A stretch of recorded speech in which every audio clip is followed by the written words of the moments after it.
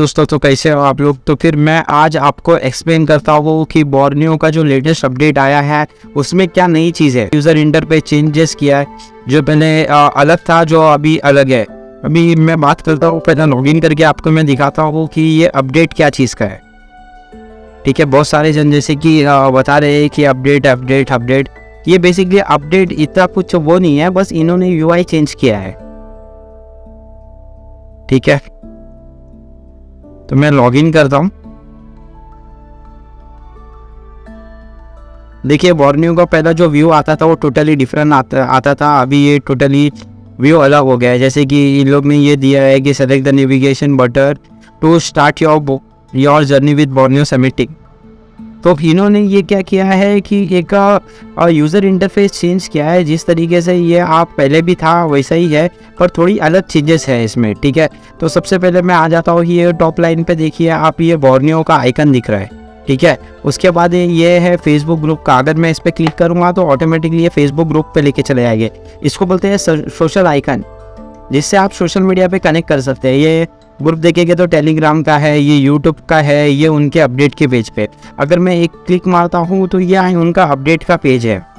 ठीक है, जिसमें से आपको अगर फाइल डाउनलोड करना होगा नई अपडेट की तो आप गूगल ड्राइव के लिंक से भी कर सकते हैं। ठीक है, ये चीज़ आप मीडिया फायर के लिंक से भी कर सकते हैं, मेगा के लिंक से कर सकते हैं। ठीक है, और डायरेक्टली ये अल्टरनेट वेबसाइट है, मतलब इनके अल्टरनेट लिंक है, डायरेक्टली ये यहाँ से भी डाउनलोड कर सकते हैं। इसके अलावा जो लोग विंडोज 7 यूज़ करते हैं, जिनको PDF व्यू में प्रॉब्लम आ रही है इंस्टॉल करने के बाद, तो उनको ये एक सॉफ्टवेयर है Microsoft Edge web view 2 installer, तो ये इंस्टॉल करना पड़ेगा। इससे बेसिकली होता क्या है, ये सॉफ्टवेयर है क्या, ये सॉफ्टवेयर एक्चुअली जो भी PDF खुलती है बोर्नियो के अंदर उसको सपोर्ट देगा। जो आपके अंदर व्यूअर के अंदर अगर कोई इशू रहेगा तो ऑटोमेटिकली ये व्यूअर के थ्रू आपको दिख जाएगा। ठीक है, तो मैं वापस से बैक जाता हूँ और ये यहाँ मैं चेंजेस दिखाता हूँ। सबसे पहले तो उन्होंने ये बोर्नियो कंटेंट में क्या क्या है वो चीज़ें ये चीज़ बताया। कंबाइंड सोल्यूशन है, इसके अंदर PCD है, बोर्नियो डेटा वर्क है, डन डॉक्यूमेंटेशन है, शेयर है, प्रोफाइल है। अब इससे क्या होता है तो मैं आपको बताता हूँ। अगर आपको ये बोर्नियो का पहला देखिए, ये कंटेंट इस तरफ आता था बोर्नियो का जितने भी, जैसे कि आप हार्डवेयर देख लीजिए, सेमेंटिक देख लीजिए, बोर्ड व्यू देख लीजिए, ये सब टोटली इस तरफ आता था, वो अभी नहीं आ रहा है। तो उसे ऑन करने के लिए आपको ये बोर्नियो के कंटेंट के पेज पे क्लिक करना पड़ेगा। कंटेंट का जो नेविगेशन का आइकन है इस पर क्लिक करना पड़ेगा। ये क्लिक करने के बाद ऑटोमेटिकली इनके डेटा जो है फैच होगा हमारे कंप्यूटर पे उनके सर्वर से।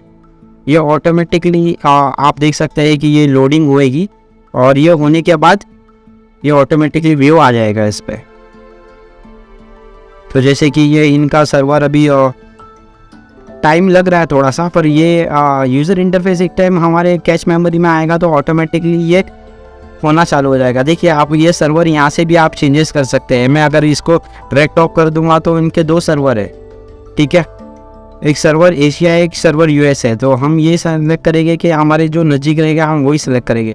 ठीक है, यहाँ जैसे कि पहले की सारी चीज़ थी वो आ गई है। हार्डवेयर बिटमैप हो गया, सेमेंटिक हो गया, SOC डायग्राम हो गया, लैपटॉप का हो गया, PC का हो गया, मॉनिटर का हो गया, डेटा शीट हो गया, थर्मिस्टर हो गया, ये सब सारी चीज़ हो गई है। अभी इसके अंदर एक ये फीचर है कंबाइन। अगर आपको कंबाइन करना है तो आप ये बटन पे क्लिक करके कर सकते हैं, पर कंबाइन को यूज़ करने से पहले आपको 2 चीज़ का होना ज़रूरी है, मतलब 2 व्यू आपका होना ज़रूरी है। तो मैं इसके अंदर से कोई भी एक MI का मॉडल ले लेता हूँ, MI 5 ले लेता हूँ। इसका मैं बिल्डअप मैप ओपन कर लेता हूँ। ये देखिए उनके सर्वर से रिस्पॉन्ड मतलब डेटा गैदर कर रहा है, जो डाउनलोड हो गया हमारे कंप्यूटर में आपको दिखाई देगा। ठीक है, ये मतलब ये इन्होंने प्रोसेस को और अच्छी तरीके से एक्सप्लेन किया है कि बिल्डिंग सीन हो रहा है, थोड़ा टाइम लगेगा। तो इनका ये यूज़र इंटरफेस भी काफ़ी अच्छा है, ये वाला भी। अब मैं इसको कंबाइन करना है तो मैं कोई भी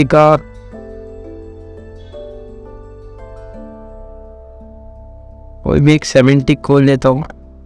सेमेंटिक या तो मैं हार्डवेयर किसी भी चीज़ से आप कर सकते हैं।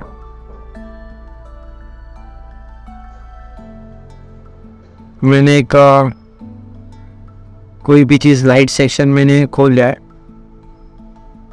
जिसकी तरीके से पहले भी मैंने आपको एक्सप्लेन किया, अगर आप वीडियो नहीं देखे तो हमारे चैनल पे आप जाके व्यू कर सकते हैं। मेरे चैनल का नाम है 301 रिपेयर।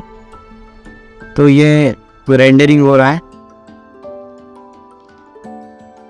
ये दोनों बोर्ड व्यू हो चुके हैं, दोनों बोर्ड ओपन हो चुके हैं। ये एक टैब ओपन हो चुका है जिसमें बिटमैप के बारे में इंफॉर्मेशन है, और ये टैब ओपन हो चुका है जिसमें हार्डवेयर सोल्यूशन है। अगर मेरे को इस दोनों को कंबाइन करना है तो मुझे क्या करना होगा, मेरे को क्लिक करना होगा कंबाइन एक्टिव शीट पे, और इसकी भी सेम चीज़ पे एक्टिव शीट पे क्लिक करके मेरे को कंबाइन करना होगा। ये दो तरीके की विंडो जो है ऑपोजिट डायरेक्शन में ये ऑटोमेटिकली खुल जाएगी, ठीक है, ये ऑटोमेटिकली खुल गई है।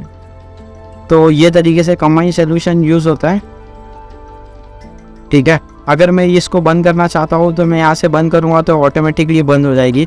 तो मैं ये चीज़ बंद कर देता हूँ। उसके बाद आता है पार्ट फाइंडर में, मैं किसी भी चीज़ का पार्ट फाइंड करना है, कोई भी एक आईसी का नंबर ले लेता हूँ मैं इंटरनेट से कोई भी एक आईसी का नंबर ले लेता हूँ।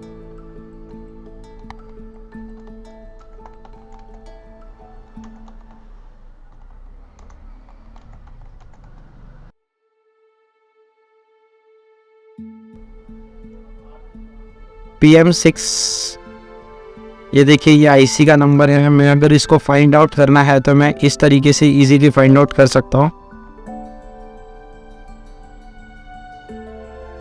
ये ऑटोमेटिकली ये बता दिया जाता है कि ये किस किस मदरबोर्ड में लगी हुई है, ठीक है। ये आप देख सकते हैं कि ये सब मॉडल में लगी हुई है, तो आप इजीली जाके व्यू कर सकते हैं। और अगर ये स्क्रैप मदरबोर्ड, जैसे कि आप जानते ही हैं कि आप एक ऐसी खरीदेंगे तो आपको महंगा पड़ती है, तो मोस्टली जो टेक्नीशियन भाई लोग हैं जो ज़्यादातर करके स्क्रैप मदरबोर्ड उन लोग यूज़ करके रखते हैं। अगर आपको भी इस तरीके से आईसी के अंदर कोई भी प्रॉब्लम रहेगी तो आप इजीली जाके फाइंड आउट कर सकते हैं। ये आईसी नहीं, इवन ये कनेक्टर भी फाइंड आउट करके दे सकती है। अगर मेरे को फ्रंट कैमरा का कनेक्टर अगर मेरा डैमेज हो गया है, ठीक है, जो LCM कनेक्टर बोलते हैं, अगर डैमेज हो गया तो मैं सर्च मारूंगा तो ऑटोमेटिकली ये बताएगी कि सेम कौन से मॉडल में फ्रंट कैमरा का कनेक्टर है। ये देखिए जैसे कि डेटा सर्च हो रहा है, ये एक्चुअली इनका डेटा जो है बहुत अच्छी चीज़ है। देखिए ये कनेक्टर की इमेजेस भी है और ये किस किस जगह पे अवेलेबल है ये डेटा भी दिखा रहा है। अगर मैं Redmi Note में भी है, Redmi 9 में है, ठीक है, फिर Vivo V5S में है, सेम कनेक्टर यूज़ होता है। इनका पिन कितना है, ये टोटली ये है, ये मार्क मतलब, और ये टाइप है, कौन सा टाइप का फ़ोन है, मॉडल नंबर है, ठीक है, डिस्क्रिप्शन है कितने पिन की है, 24 पिन की है एक मॉडल में, ये किसके फ्रंट कैमरा में यूज़ हो रही है, किसके बैक कैमरा में यूज़ हो रही है, किसके ऑडियो कनेक्टर में यूज़ हो रही है, तो इस तरीके से किसके LCD कनेक्टर में यूज़ हो रही है। तो इस तरीके से, जैसे कि आप जानते हैं कि कनेक्टर में भी बहुत प्रॉब्लम होती है जो मिलती नहीं है अगर डैमेज हो गई तो फिर अगर मैंने तीसरे नंबर पे मैं अगर आता हूँ तो तीसरे नंबर पे है इनका डाटा वर्क। अब ये डाटा वर्क बेसिकली है क्या? डाटा वर्क बेसिकली ये क्या होती है, हमारे फ़ोन के अंदर फॉर्मवेयर रिक्वायर्ड होती है, हमारे फ़ोन को फॉर्मवेयर फ्लैश करने के लिए यूज़ होती है, ठीक है। तो इसके बारे में आप इजीली जाके ये चीज़ में जाके डाउनलोड कर सकते हैं। अगर मेरे को कोई ओप्पो का फाइल चाहिए तो मैं ओप्पो पे क्लिक करके A12 की फ़ाइल में जो है यहाँ से मैं डाउनलोड कर सकता हूँ, ठीक है। इसके अलावा मेरा ये मोबाइल फ़ोन के अंदर फ़ोन की फ़ाइल मिल जाएगी, ये लैपटॉप की, जैसे कि आप अगर काम करते हैं तो ये लैपटॉप की बायोस की फ़ाइल मिल जाएगी, EMCC फ़ाइल मिल जाएगी, ठीक है। जो EMCC आप चेंज करने के लिए जो चेंज करते हैं तभी की फ़ाइल है, UFS फ़ाइल है, ठीक है, स्पेशल फ़ाइल है, बहुत सारी अलग अलग टाइप की फ़ाइल है, जैसे कि आप ISP UFS फ़ाइल है। इसके अलावा ये PC की है, ठीक है, PC के बायोस है जो मदरबोर्ड के रहते हैं, ठीक है, गीगाबाइट के हो गए, MSI के हो गए, HP के हो गए। इसके अंदर ये है। फिर बाद में डन डॉक्यूमेंट। डन डॉक्यूमेंट क्या होती है? बेसिकली डन डॉक्यूमेंट ये है कि जिस तरीके से हम फ़ोन रिपेयर करते हैं, ठीक है, तो वो फ़ोन रिपेयर की एक स्टेप बाय स्टेप प्रोसेस रहता है। जैसे कि मैंने फ़ोन को पहले डिसेंबली किया, फ़ोन के अंदर क्या चीज़ की इशू थी मैंने वो जगह पे ट्रिगर किया, वो जगह पे इशू फाइंड आउट किया, फिर मैंने डायग्राम में देखा, डायग्राम में देखने के बाद मैंने वो पार्ट रिप्लेसमेंट किया। मतलब ये फ़ोन की एक टोटली केस स्टडी बोलते हैं, तो ये फ़ोन की केस स्टडी है, ठीक है। तो इसके अंदर ये देख सकते हैं कि ओप्पो A15 में चार्जर प्रॉब्लम आ रहा था। मैं इसमें अगर क्लिक करूँगा तो ये डायरेक्टली उनके पेज पे लेके जाता है, ठीक है। इसमें ये दिखाया है कि चार्जिंग के अंदर इशू आ रहे थे तो इन्होंने क्या क्या किया है, और इनके अलावा ये देखिए डायग्राम भी इन्होंने क्या क्या यूज़ किए हैं, किस तरीके से ट्रेसिंग किया है। ये टोटली ये डायग्राम में ये देख सकते हैं आप, ये टोटली डिटेल दिया गया है, ठीक है। और इनके स्टेप कैसे हैं ये सब उन्होंने मेंशन कर करके स्टेप बाय स्टेप प्रोसेस किए। पर ये लैंग्वेज टोटली अलग है। अगर आपको ये लैंग्वेज समझना है तो आपको गूगल ट्रांसलेटर यूज़ करना आएगा, कॉपी और पेस्ट करना होगा, तो वो ऑटोमेटिकली या इंग्लिश या हिंदी में आ जाएगी। इसके अलावा आप देख सकते हैं इसके अंदर शेयर का बटन है। अगर मैं किसी भी चीज़ को शेयर करना है तो मैं ये स्क्रीनशॉट लेके भी शेयर सकता हूँ। इसके अंदर और कुछ चेंजेस करना है तो मैं यहाँ मार्क भी कर सकता हूँ। हर चीज़ के बारे में ये देखिए ये मार्क कर सकता हूँ मैं, ये चीज़ है, तो हर चीज़ के बारे में ये डिटेल है, ठीक है। और यहाँ हमारी प्रोफाइल दिखाई देती है, जैसे कि ये मेरी प्रोफाइल है, या मेरी ईमेल एड्रेस है, ये मेरा कोड है, ये कौन से तारीख को क्रिएटेड थी और कौन से तारीख को एक्सपायर्ड हो रही है, ठीक है। तो ये इंटरफेस है, तो ये इंटरफेस आप इस तरीके से यूज़ कर सकते हैं। ये काफ़ी अच्छा इंटरफेस है। मैंने ये बंद कर दिया। और रेड्स लाइन क्या है, रेड्स लाइन अगर मैं यहाँ क्लिक करता हूँ, अगर मेरे को नहीं समझ में आ रहा है तो मैं रेड्स लाइन पे क्लिक करूँगा तो ऑटोमेटिकली एक लाइन बन के आ जाएगी। और इसके अंदर ये सब पहले से जैसे ही है, ये कि हाइड कंपोनेंट, इससे कंपोनेंट हाइड हो जाएगा, ठीक है।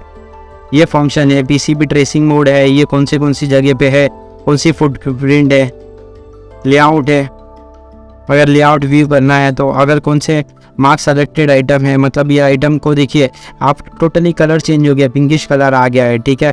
अगर मैं इसको ब्लिंक पे क्लिक करूँगा तो ये ऑटोमेटिकली लाइट के जैसा ग्रीन एंड रेड होते रह रहा है, सिग्नल दे रहा है। जिस तरीके से हम इजीली फाइंड आउट कर सकते हैं कि मदरबोर्ड के कौन से कंपोनेंट में इशू है, ठीक है। तो मैं ये वीडियो यहीं अंत कर रहा हूँ। तो ये इनके यूआई में चेंजेस है, तो आप लोग मुझे कमेंट करके बताइए कि इनका यूआई आपको कैसा लगा, ठीक है। अगर मैं ये नंबर पे क्लिक करूँगा तो ऑटोमेटिकली मैं ये इनके पेज पे आ जाऊँगा। और ये इन्होंने बहुत अच्छी चीज़ की है कि ये डिस्क्रिप्शन है जो ऑटोमेटिकली हर चीज़ की अपडेट है। जैसे कि आप देख सकते हैं कि इनका अपडेट हर दिन आता है, हर दिन। अगर आप ये सॉफ्टवेयर परचेस करते हैं तो आपको वो ऐसा नहीं है कि फ़ायदा नहीं है, इसमें बहुत सारे फ़ायदा है। इसके अंदर 900+ मॉडल है, ठीक है। और ये डेली अपडेट कर सकते हैं। ये मोबाइल का नहीं, ये इंस्पाइट ऑफ लैपटॉप का भी अपडेट कर रहे हैं। इनके सॉफ्टवेयर में सॉफ्टवेयर फ्लैशिंग फाइल भी मिल जाएगी आपको, EMCC फाइल मिल जाएगी, क्रैशडम फाइल मिल जाएगी, तो बहुत सारी चीज़ डिटेल है।